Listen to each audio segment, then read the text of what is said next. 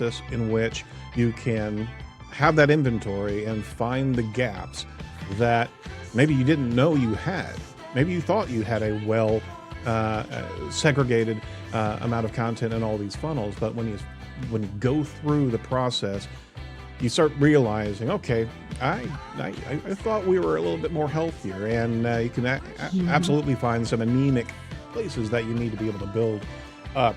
So how do you report that content consumption in a much better degree? Google Analytics 4 has some audience factors, but as you're capturing custom variables that you're passing through Meta, and a side note there, you're actually putting that on the page as a meta field, and it's for public consumption, right? So from a competitive standpoint, somebody could actually look at your content and see your own persona factors that you're already putting in, right?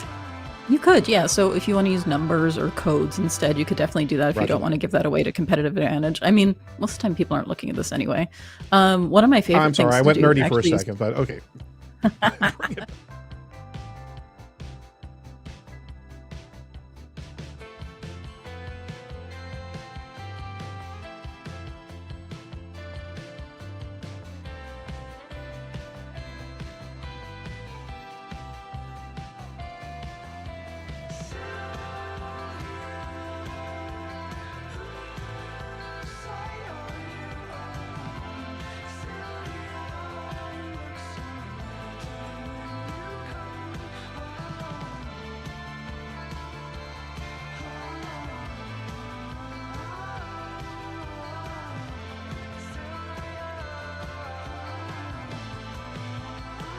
One of my favorite things to do is actually install the Omnibug extension for Chrome, and then you can look at anybody's website and see how their analytics is set up.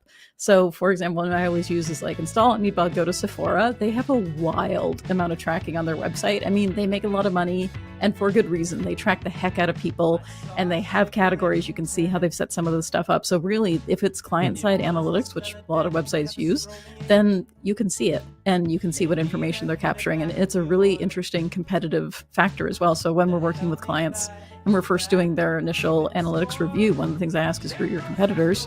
And I go check out their analytics. I'm like, great, theirs is bad, or their consent management isn't set up right, or like, hey, you're not the only one. And I'm not going to tell them their stuff isn't set up right, but it's not if that makes you feel any better. So that's awesome. I think that's valuable information too, is to keep an eye on your competitors in that way. It's not just for content. No, it's not. No, you got to poke at the soft spot.